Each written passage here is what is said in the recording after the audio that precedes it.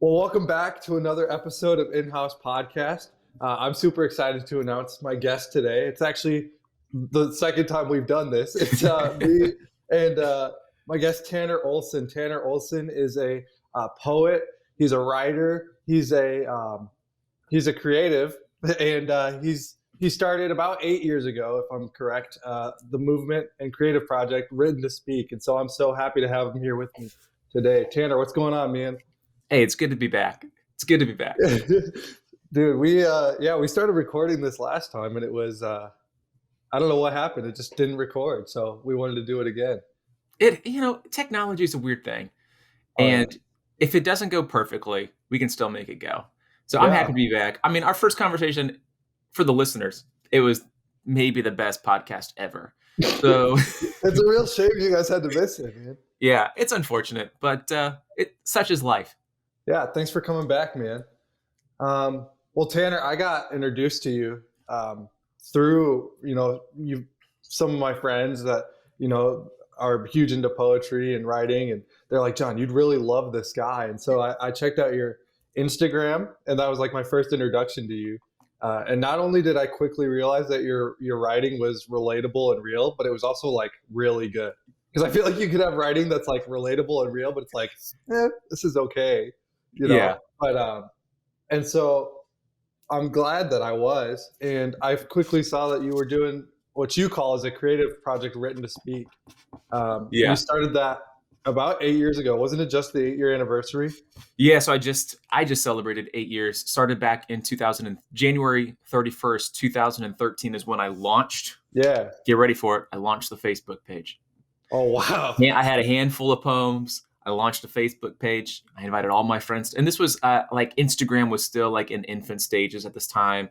Like there was no such thing as TikTok.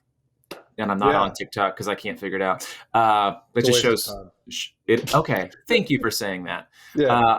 I mean, I've like tried to hop on TikTok and I'm like, first of all, I have nothing to offer here. I'm not great at making videos like this. Right. And then I just get sucked in. It is a job. I mean, the internet is one big trap. It's just one big distraction. Right. Oh, yeah.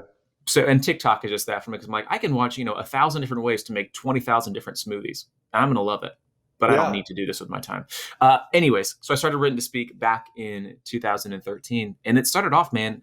First of all, thanks for your kind words, calling it relatable and real. That's nice. I really do appreciate that. But yeah, just kind of started off and I'm still trying to figure it out, but it's been 8 years. And so I've had time to kind of figure out my voice, the way what I want to say, how I want to say it. But when I first started, John, I got to tell you, it was not good. It was not pretty. I was angsty. I'm still a little angsty because if you've been angsty at one point in your life, you're still going to be a little bit. It's that punk rock side deep down inside of me, right? But I mean, the way that I shared poetry, the way that I wrote, it kind of came from a place of I wanted to prove myself. Came out of a place of like brokenness and insecurity, and all those things, and that's fine. It's not good to stay there, but it just kind of we all start our creative projects and the things that we're passionate about differently, and so for me, that's kind of where it all began. So if you have Spotify or Apple Music, you can go back and listen to my very first album called Honest Thoughts, but you don't have to because it's pretty. When did you drop that? Was that like right in 2013? That was your first. Now you say drop it like it was like people were anticipating it, and I shocked the world. It is a spoken word album that's just honestly, man, I can't stress this enough. It was angsty, but I learned so much through that process, right? Like I think, as a fellow creative yourself, like you have to do things that aren't going to be the best, but you have to start somewhere. And I'm really thankful. Like the reason I haven't taken it off the internet, and I probably should, but it's like, that's part of it. That's part of the journey. That's part of growing. That's part of becoming. And I can look back and say, hey, like there's a couple of lines in these poems that I still love, but I would probably rewrite, deliver, and share it all differently today. But I can't. And now I've rewritten some of them, re-released a couple of them as well. Because there's still a couple on the first album that I really enjoy sharing. So they're like remastered or yeah. Well, like I read them and I'm like, you'll listen to it and be like, this is the part of spoken word where it's like the guy's breathing a little bit heavily. You're a little uncomfortable. I'm a little uncomfortable. And it's not helpful for anybody. Oh yeah. Oh yeah. So you'd say you've learned a ton then since that, right? Do you often go back to it at all, or is that something you're like, I'd rather leave in the past? No, I don't go back and listen to it. I know what it sounds like. Oh, How about this? All right. So I growing up, was a chubby little kid. yeah. Okay, chubby little kid, and I don't go back and look at pictures from when I was chubby because I don't. Oh yeah, yeah, Not really too fond of that side of myself, right? So I'm not going right. to go back, but that's still like that's still part of me, and right, and Oh, so for sure. and I think it's important to honor that and to see that, but you don't have to go back and relive it again and again. Now, like I said, there's probably 2 or 3 poems off my first album that I'll still perform at shows and events. A poem called "Dear You" and a poem called "For Us" are two that I really enjoy sharing. Yeah. But other than that, those poems just kind of sit there for a little bit. Yeah. So even before starting the creative project and like going into that role, where did your passion for writing begin, and where did it start, and how did that kind of kick off? How were you like, this is something I want to do? I've always enjoyed writing. I've never been really great at grammar or putting commas in the right place. But I can remember back in 7th grade, in our English class, we could get extra credit for writing short stories, for writing Yeah. essays, like just like 3, 4, 5 paragraph stories. And I would crank them out. I loved writing. I loved just putting words down on paper, and it helped me. And this is what writing does for me: is it helps me kind of think through the things that I know to be true, the questions that I'm wrestling with, and the dreams that I have. And so it's just this very therapeutic thing to do to help me Yeah. figure some stuff out. So I started writing back in like 7th grade, and I'd write poetry as well. Like I had a crush on a girl, so I'd write really bad poems like "Your hair is like silk, the color of chocolate milk." Like Did really you bad share it stuff. with her? What? No. You No. don't share. No, not in 7th grade, man. No, no. That was just for me. That was me working through my feelings, my Yeah. emotions. No, and that's kind of really how it all began. But I also was really influenced by music. I can remember, Yeah. hopping on dial-up internet, watching a couple of music videos, and being like, "That's what I want to do. Like, I want to sing, I want to write, but I can't play guitar. I'm an awful singer, so Oh a yeah. life of being a musician was out for me. But I always fell in love with the words, and I thought, well, maybe I could keep writing, and the words that I write will be able to connect to people the way that this song connects with me. Because that's the ultimate hope is to kind of to write something that people can connect with, that they can relate to, and that they can see, hey, this is a real thing that someone else is going through, and I'm not alone in what I'm going through either, because there's this guy who's saying what I'm feeling. Yeah. That's good. Because even like as you've done that, as you started writing, is there someone that you like kind of thought like, this is someone that's like, I want to kind of do something like this, or they inspired you to kind of jump into projects and write, and maybe even influenced your style a little bit? Oh, for sure. And I think everybody has to have somebody that they have looked at and said, hey, I want to do something like this person. Yeah. Like I don't think anybody sees a guitar and is like, no one has ever done this before. I will This now is be the all new. first. Yeah. It's like, no, I like music. I like Yeah. this artist. So I'm going to try to I'm going to watch what they do, and then I'm going to do it myself. And so for me, there's a poet named Anish Mosgani. And I saw him at an event back in like 2008 or 9, an event put on by the organization To Write Love on Her Arms. They Yeah. had an event called Heavy and Light, and it was down in Orlando where I grew up. And so, the show opened up, and it was going to be all these different musicians and artists. And he was one of the spoken word poets there that was there that night. And he gets on stage, he walks out super nonchalant, stands in front of a microphone, and everyone's like, who's this guy? And then he starts talking, and everyone's like, who is this guy? Yeah. And his words were so beautiful. They were so moving. They were relatable. They were real, and they were honest. And he didn't have music. He didn't play an instrument. He just spoke from the heart. And in that moment, I want to do something like this. Yeah. And then, you go home and you hop on the internet and you're like, okay, what's poetry? Who does spoken word? What is spoken word? And then I found people like a guy named Levi the Poet, who's Yeah. pretty big in Christian circles. He's a fantastic writer. I listened to a bunch of his stuff at the beginning. And I would say he was one of the first people who I saw what he did, and I thought I could do something. At first, I was like, I can do that. And then it was like, I want to do something similar to that. And then it became, I just want to do my own thing. And he has taught me so much. And I've been able to talk to him and say, hey, thanks for putting your stuff out there, because if you hadn't put your stuff out there, I don't think I would have been able to put anything out either. And then there's been just other poets since then, Propaganda, Amina Brown. There's just so many different people that are out there who create beautiful pieces. And now Amanda Gorman, who delivered the poem for the inauguration. Yeah. Fantastic. And while she was delivering her poem, I could just feel this is going to sound so weird, but I felt the world of poetry just shift. But it's true. I mean, she made it look, not only did she deliver a perfect poem, but she allowed people to see that poetry isn't the worst, and that it is a piece of art that is worth celebrating and spending time with. Now, poetry is not as easy to hold or to sit with as music. Like, you go to a poetry show and you're like, this is going to be something. And it always is. So, but yeah, those are a couple of poets that I've been inspired by and I'm still inspired by. Has it been kind of difficult? I guess, would you say that there was a time and a season of you like trying to figure out like, okay, these are guys that really inspire me, but I don't want to be them. I don't want to be Levi the poet. I want to be Tanner. And you even say on your website, like, you're not Shakespeare, you're not Dr. Seuss, you're just Tanner. Was it easy to kind of find your voice, or was that something you really had to work through and kind of wrestle through as you were getting started? It's a lot of work, right. Especially when you step into a new creative endeavor. Not only are you going to wrestle with questions of identity and self-worth, like, who am I? Who am I to try to do this? Am I even good at this? Do people want to hear it? Does anybody like me? Does anybody care? All these different things that you wrestle with to be when you begin a creative project.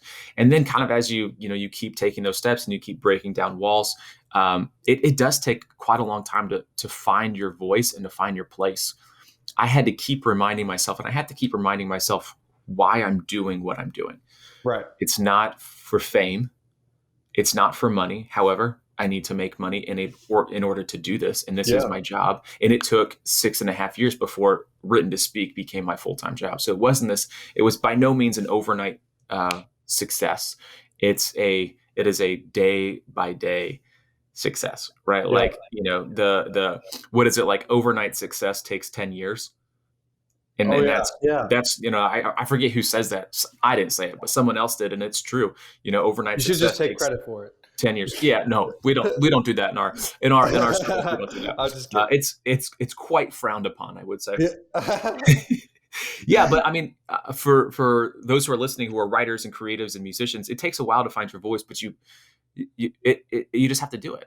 Like, that's part of the process. You have to, like a painter finds the right blend of colors and hues and all that. A writer finds their own style in their own way, and my style has kind of morphed from these really long narrative style poems to something shorter, something that you can tuck in your back pocket. Hopefully something a little bit sweeter than something that's sour, which is the angst. So yeah, man, it takes a while, but it is, you have to put in the hard work for something to come out. Oh yeah. I mean, I'm seeing that even with starting like this podcast and even songs that I've written. It's like, I think a lot of times my initial thought was like, well, I'm only 21. So I was like, oh, I'm going to write this song, or I'm going to put out this podcast, and instantly like everyone's going to listen to it and it's going to be a big hit. And it's like, that could not be further from the truth, So no, I totally get that, man. But I was after we recorded the first episode, I was talking to my wife about it, and I was like, I love this. Like, I hate when people try to give me compliments, but I'm going to give you one. Oh, thanks. But you're starting something, right? And that's the hardest thing, is you have to start something, and it's good. What you're doing is good. You're going to look back on 5 years, and it's not going to be anything like what you're doing, because you're no doubt you're going to grow. No doubt you're going to change. No doubt you're going to continue to find your voice. But you have to start somewhere, and starting is the hardest step, because you're putting yourself out there. I look back on my first couple of years sharing poetry, writing poetry. Oof, like I said, man, not that good. But you have to create something bad in order to create something good. Yeah. Right. What is the other saying? And this one I definitely came up with. You have to crack a couple of eggs to make an omelet, right?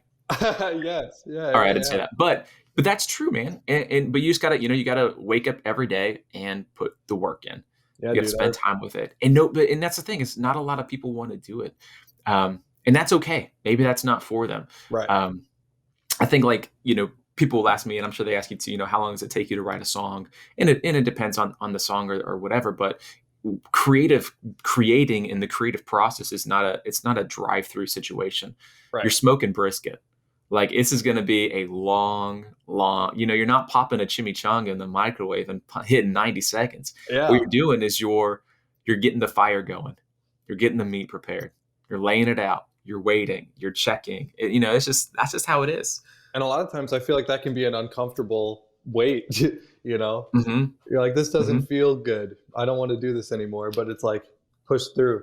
And Well, it has to be uncomfortable. oh yeah, It has to be, and I think a lot of times, especially in Christian circles, when we talk about we talk about calling, right. right? And something's like, I believe that God is calling me to this. It's like that's great, and I'm not going to say that He's not, but is He calling you? For me, Yeah. I felt like He was calling me to write. He wasn't calling me to be a voice of a generation. He wasn't calling me to be a well-known poet. He's calling me to write. Like Yeah. that's the invitation, right? That's what it is. And so I think when we have these dreams or these ideas, we have to say, okay, what is it that I'm really being invited to? What is my goal? And if it's like I want to have 100,000 YouTube subscribers, but like I don't know if that's a good goal. I think like the goal should be, and for me, this is what it is. It's I want to spread hope and I want to announce love. I don't want Yeah. to have 1 million followers on Instagram. Would I say no? No. Do I Yeah. want that? Sure. Does it matter? Not at all. Like you have to take care of the people that are already following you, not trying to reach the people that aren't. So, Oh, that's important. That's a good word right there for sure. like I said, man, I've had like the right amount of coffee this morning. I'm ready to go. Ask me anything. Ask me. So, and I guess even like, what would be something off of that? I mean, you just kind of did it, honestly. But what would be something that you'd give to a like advice that you'd give to a young creative that's just starting out? Someone who's writing songs, writing poetry. Maybe they're a photographer and they're like chasing these things. What would you say? And maybe you've already said it, but John, I can always say more. Podcast. Podcast. Well, and I think, and I'm sure that you and I talked about this last time too, but the whole comparison game, Yeah. right? The internet is one big game and nobody is winning. Right. And so for me, early on when I started posting things on the internet, I would go back and I would see how many likes did it get?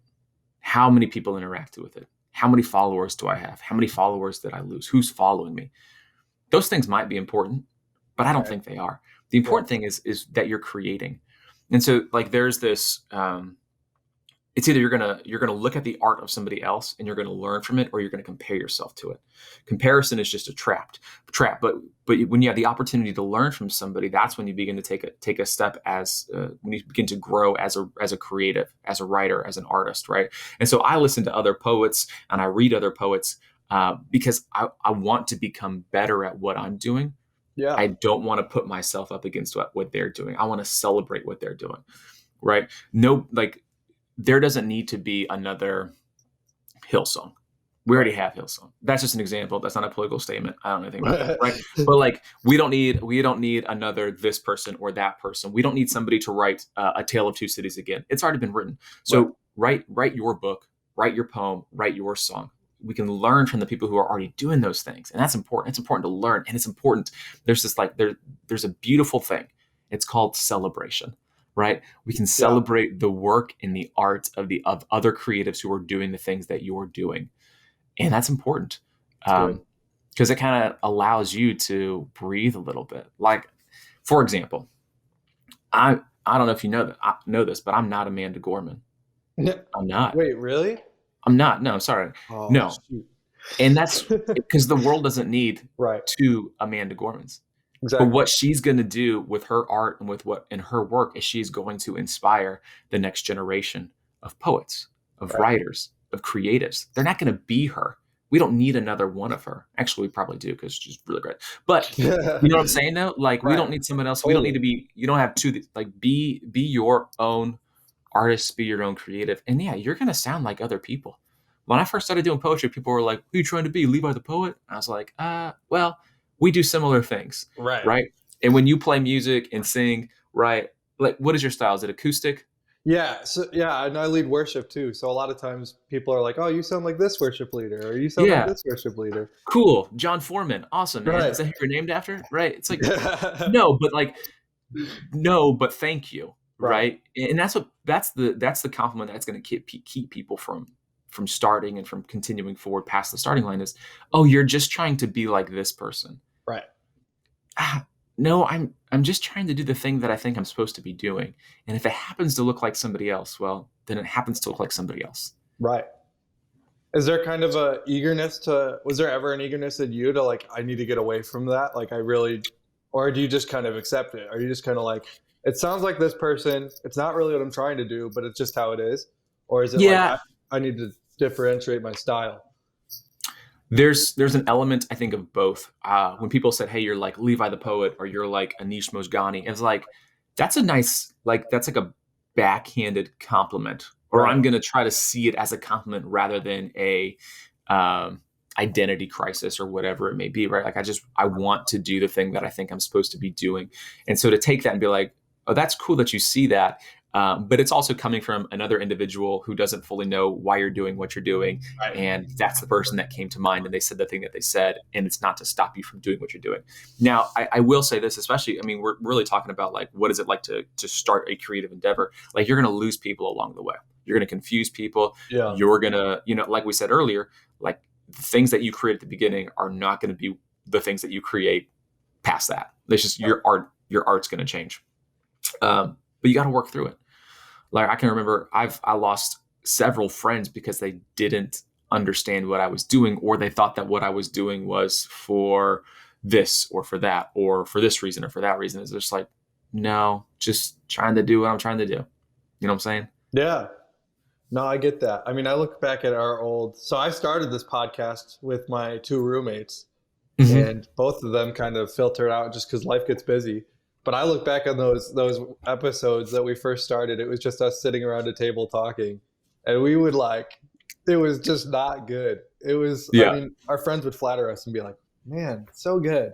We're like, thanks. Was it? We covered like World War III, like education and like horses and all, like a bunch of random stuff in one episode. And it's like, cool. Like, yeah. But like, you also gotta but like we were saying, like, you just have to start, right? And it's gonna be, I think the best word to describe it, like art at the beginning, it's clunky. Oh, yeah. It's clunky, man. Like, you haven't had the road smoothed out at all. It's gonna sound weird. It's gonna sound bad, but that's the thing, is it's a brave thing to begin. It's a brave thing to take that first step, because you're gonna be vulnerable. You're gonna make mistakes. You're inviting criticism, because that's what you do when you release a piece of art, is you are saying you are welcome to criticize this thing, right? Because that's what happens. Art gets scrutinized, it gets criticized. And so that's something that I had to learn, is like, when I release something, not everyone's going to like it, and not everyone is supposed to like it. I don't know if it's art if everybody likes it, except ice cream. Ice cream's a different kind of art that everybody seems to like. Yeah, you can't hate ice cream if you do. Can't hate ice cream. No. Right. But like, some people will say, well, this is better than this. And, that's just part of it. If you write for everybody, this is a quote from Levi the poet. He says, if you write for everybody, you write for nobody. And it's true. That's good. Right. Yeah. You can't write for everyone. If you do, like, what are you saying? And I feel like that kind of puts you in like a dead end. You're like, if I'm constantly striving to get everybody's approval, it's like, are you really putting out what you want to put out, or are you selling out for the sake of people's approval? Yeah. So now, and there's a difference between seeking approval and sharing something that is just true, right, and honest and good, right? Like, sometimes good art falls into the category of you're selling out, or it turns out you're just making something really good, right? Like, I think about, this is a random thought, but go with me on this. Do you remember the song? Remember the song Happy? Yeah, Pharrell Williams. Yeah. Yeah. Right. So annoying. Very annoying. But it was like, that.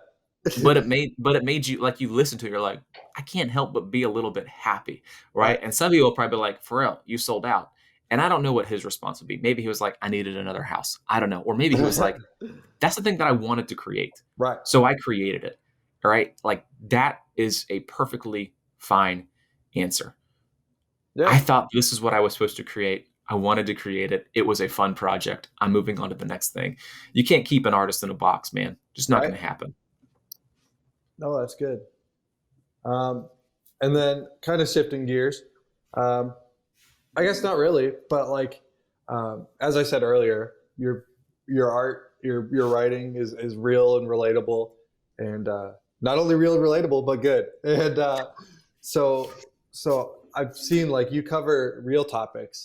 You write about real topics like anxiety, depression, and even doubts that we all as humans feel at times. And how is that something that, like, how'd you find your voice in that? How is that you were like, man, I want to write this? How did that begin? It got to a point where I wanted to write something that people could sit with and hold on to. Yeah. I didn't want to write a poem about depression that made you depressed, but I wanted to write a poem about depression or a poem about anxiety that, like, encaptured what it's like to feel depressed and to feel anxious, but also to offer a bit of hope and light mixed in with it all. And I think, like, by now you understand, you kind of get who I am as a person. Like, hopefully, like, I hope that I can make a joke, but I can also say something serious, right? It's going to be like this up and down thing. And I want that to shine through in my writing as well. I don't want, and you kind of have to look at my whole catalog of things that I've written to kind of understand who I am and who an artist is in general. You can't just, like, listen to like 2 songs and be like, I know exactly who this person is. Not going to happen. But the thing that I think about, and from every now and again, right, is if somebody were to meet me, I would hope that the art that I create measures up to the person that I am. That they meet me and they're like, wait, so the guy who posts about the Orlando Magic and who makes jokes and who talks about depression and Jesus, that's the same guy. I want to be as personable as possible. And I think that kind of what kind of comes back to, like, the imposter syndrome. Like, I don't want to be like that artist. I just want to be me. And if I can't just be me, then what am I doing? And then is that actually me caring about the people that are following my work? I don't want to be, nobody wants to be duped, right? Nobody wants to be taken for a ride. So what I want to do with my work, with my writing, is I want to be as honest as possible. I want to be as real as possible. And I want to be me, because I think that invites other people to be themselves as well, and to create the art that just kind of like flows out of them. That's good. Yeah. And plus, it's important to talk about those things, right? Like, it's important to talk about right? Like, I don't want Christian art to just be this. I also want it to be, okay, we're talking about these real things, or we're making jokes about dogs, or it's all these things that just kind of take life, put it onto a piece of paper, and then you write through it. Yeah, because it makes it, like, relatable. I guess that's the word of the hour, is relatable. Relatable and real. Relatable and real. And I saw on your website that you're starting poetry school, or you've started poetry school. And as I said before, I really do think it's awesome. I think that the way you're executing it is cool and sweet. And how did that, what's the heart behind that program? What was, so before COVID, back in the day, I would tour. I got to tour around the country. I got to speak at the good old days. Yeah. I got a tour around the country visiting churches and schools and organizations. And so when I would go to churches, I would do like an evening show where it's poetry, storytelling, and then the occasional awkward joke. And then when I would visit schools, I would share 3-4 poems and then do a Q&A with the students. And I think when if you were to ask me, hey, what's the thing that you do? What's your favorite thing within all that you do? Because it's not just putting poems on Instagram, right? It's so much more than that. Right. And I would say it's getting to spend time with students of all ages. So I'll visit classrooms from 3rd grade all the way to high school, and it's sharing poetry, and it's answering the questions that they have. And so when COVID hit, I obviously wasn't able to tour. I wasn't able to go back in school because nobody was in the schools. So I wanted to put together something where I could take a bunch of the poems that I would share with them face to face, and that they could watch as a class. And then it also comes along with a like an educational PDF. So it kind of helps walk them through the poems, and it allows them and invites them to write theirs as well.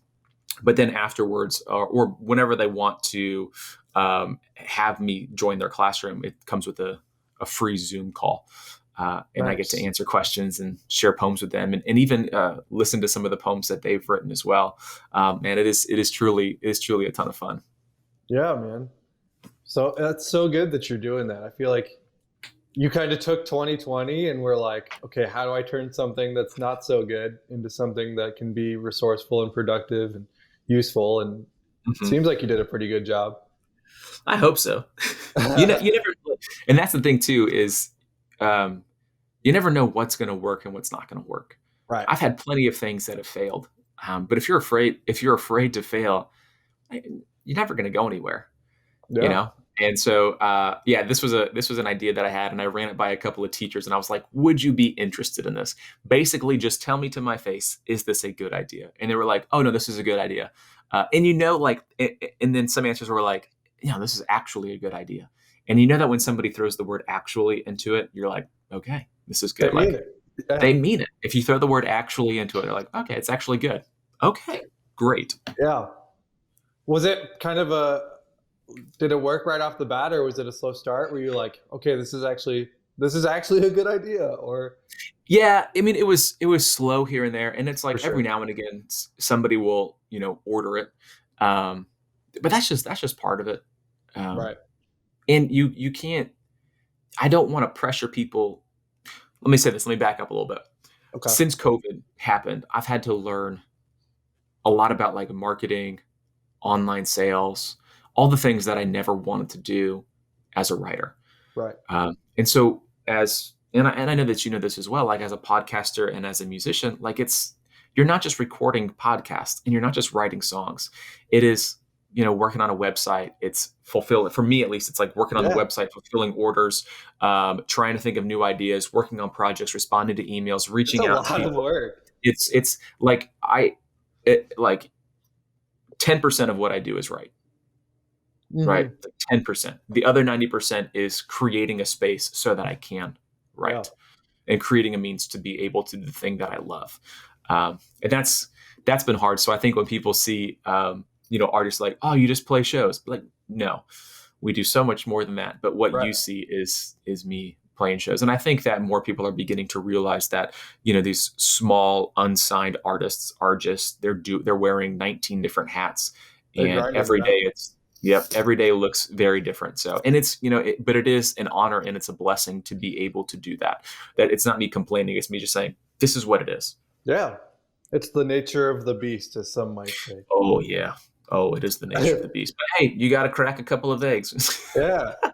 So, everything that we've talked about as believers, right? And I've asked this question before on other episodes is how does the gospel affect and impact, I guess is a better word, the creative mind? How does it impact the day-to-day of what we as creatives do? Yeah. Well, for me, there's the beauty of freedom and forgiveness. Yeah. And I'm not writing things to earn God's approval or earn salvation or earn his grace. That has been given freely through Jesus. And so what we get to do is we get to rest in that mercy, right? Yeah. We get to rest in that goodness, and then we get to create out of a place of freedom rather than a place of fear. So for me, it just allows this opportunity to take the beautiful words of the Bible, the hope of the gospel, and try to roll that into something that is honest and something that is helpful. Yeah, that's good. And so how's that going in this season? That idea of like, it's freeing, but it's also like I'm kind of stuck in this. Life looks a lot different now. And so what would you say, like, the Lord's been teaching you through, the whole pandemic and even beforehand of like, hey, like, you're free to write, you're free because I've died and I've made a way, and there's this gap that's been bridged. So now you can create out of a free space. but how do you do that in 2020 and even 2021 now, I guess? How do you do anything post 2020, right? I I think it's the same thing that I kind of find myself learning in every uncertain season, which most seasons are. It's this invitation to trust Right. and to be patient. So it's just trust and patience over and over again, and it's relearning how to be faithful, learning what it means to be faithful. You know, note like stepping away from worry and taking the hand of trust. Yeah. I just feel like I'm always learning that, and I'm always trying to preach that to myself. And anytime I listen to a sermon or a message, and someone's like, they talk about patience or they talk about trust, I roll my eyes because it's exactly what I need to know. You're like, come on, man, I already know. Yeah, I know. Let's move on. Like I'm trying to get it. I'm trying to figure it out. But I mean, and that's really what it is. But it's also, understanding that everything happens. There's a season really for everything, right? And I don't want to take this opportunity to be a full-time writer for granted. I want to, honor it. I want to respect it, and I want to respect and honor the people that are allowing me to be able to do this. And so it's also to be a good steward of the things that God has given you. And I believe that he's given me this opportunity, and I don't want to just waste it away. I don't want to sit on it. I want to give it everything I have while also resting, while also taking a break, while also trusting, while also being patient. And so it's just like, it's layers upon layers upon layers. But when you get underneath all of it, it is, hey, you've been invited to do this thing. Take care of it. Trust, be patient. It's so good. And I guess switching gears now, the rough Let's transition. So on your Instagram story, and I brought this up last time, you post, I said frequently and almost every day, a cup of coffee with a smiley face with the caption, just happy to be here. And how does that, it's been every day. So I'm just curious, like, man, what's the origin story behind that? First of all, I just enjoy the words "just happy to be here." I have a poem called "A Poem About the Things That I Love." Yeah, I think it's that one. It could be that. There's a poem, but in the poem it says, at the end it says, "And I'm just happy to be here with you. I'm just happy to be here," and that kind of sparked it. And I enjoy the words, how those words feel when I repeat them in my head. And like we've mentioned earlier in the podcast, like depression is a thing that I wrestle with, just mental health in general. I don't think anybody's escaping that these days. Yeah. And so some mornings I'll snap a photo of my coffee, draw a little smiley face, write "just happy to be here," because I truly am just happy to be here. I woke up, things were good. I wasn't in a weird place, a dark place. And other days I wake up and things are heavy, and uncertainty and fear just eat at my mind all day. And I write the words "just happy to be here" because I need to remember and remind myself that I am here, and here is a good place to be. So it kind of just depends on the day. And, it's interesting. Some people will see that and they'll just be like, "Oh, that's just the thing that you do every day." And other people will, they'll see it and be like, "Hey, I've seen you do this and it hasn't made sense, but today for some reason I needed to see this, or I needed to hear these words, or I'm not just happy to be here, but these words were a reminder that I am here, and here is a good place to be." So it just, it's one of those fun things. And I'm a person of repetition and routine. So doing it every day is like part of that routine. Like, well, what are you going to do today? Well, I know that I'm going to have coffee and I'm going to post a picture of it, but on the internet, right? And I do it. I would say I do it almost every day. I don't do it every day because that would be excessive, John. That would be way too much. Do you drink coffee every day at least? Yeah, I have to live, man. It's an addiction at this point. No, it's not an addiction. It's a necessity. Which is just a different word for addiction, I guess. So. And so you also have a podcast. Yeah. Titled the "Just Happy to Be Here" podcast. And I think it's awesome. I listen to it a lot. And more recently, it's become one of my favorites. And, it sounds like I'm just kissing up to you, but I mean it. And, I hope so, man. I need it. So that's the thing, right? Is it's weird to start a podcast, and it's weird to I don't know. It's weird to put yourself out there, and we talked about this on our previous episode that will never be released because it didn't get recorded. But it started off as the Written to Speak podcast, right? And then I invited my buddy Taylor Jarman to be Yeah. on it a couple of times, and he just became this reoccurring guest. And then it was, well, hey, you just want to be on the podcast full time? And he was. And then we're like, we got to rename the podcast. So, Yeah. we named it the Just Happy to Be Here podcast, and it's been a lot of fun. I love that you like every episode. I'm looking forward to like, dude, what national day is it? Or it's like, what stuff are they Googling this week, man? And I thought that's like really creative. I actually thought about that. I'm like, how did that happen? How are you like, dude, let's talk about the stuff that we've Googled this week. Dude, you just stumble upon things. Right. And that was one of those ideas that I was joking around, and I was like, hey, what'd you Google? Because I think that's because it's essentially another way to ask, what are you learning? Right. Right. And so for me, I know that I'm Googling stuff a lot because I have a lot of questions, and it's like random things like, back on the inauguration day, they kept talking about the bag that the president's, entourage would carry. And it was a bag of like nuclear codes. Pretty crazy, right? What? But I was like, I wanted to Google that, right? Yeah. Because they have to have one on the go. It's interesting. But it's just like the things that we're learning and the things that we're digging into. And on a podcast, you have to take up time by talking. Oh, yeah. Yeah. It just all kind of came to be. And, like I said, I'm a person of routine. And so I like that. Every episode, there's going to be a couple of things that are going to be the same. We're going to talk about what national day it is, and then what are the things that we Googled. But it's just fun. We don't put too much pressure on ourselves for it to become something. We just want to offer a space where we can hopefully have a good conversation that allows people to escape where they're currently at and move into something new. Oh yeah. So. Yeah, man. Yeah, and I think that's what you're doing with this as well. Is you're sharing with your audience some different worldviews and some things that other people are learning and going through, and that's important. And one of the things, let's keep talking. Keep going, what happens man. when you Keep put me going. up. But this is one of the things that I'm learning is, and this kind of goes back to your earlier question about like, did you want to be like this artist or like this artist? And I'm beginning to realize that this is a really big world, John. Oh it's yeah. It's like really big, and when you create something and when you begin to put together a community of people, whether those are fans, whether those are followers, or whether those are just listeners, it's just people that are interested in your work, you might be doing something very similar to somebody else. Yeah. But those people aren't necessarily following what that person is doing. You're not stealing what they're doing. You're just doing it your own way. Like there was one person, one time somebody sent me something and they're like, hey, this person does something very similar to what you're doing. And I said, cool. Yeah.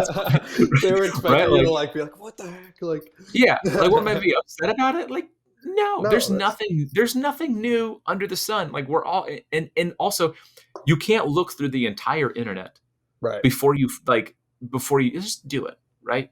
Just, onto that, do that. And so if someone's like, well, you're just doing what this person's doing. Who? Yeah. Yeah.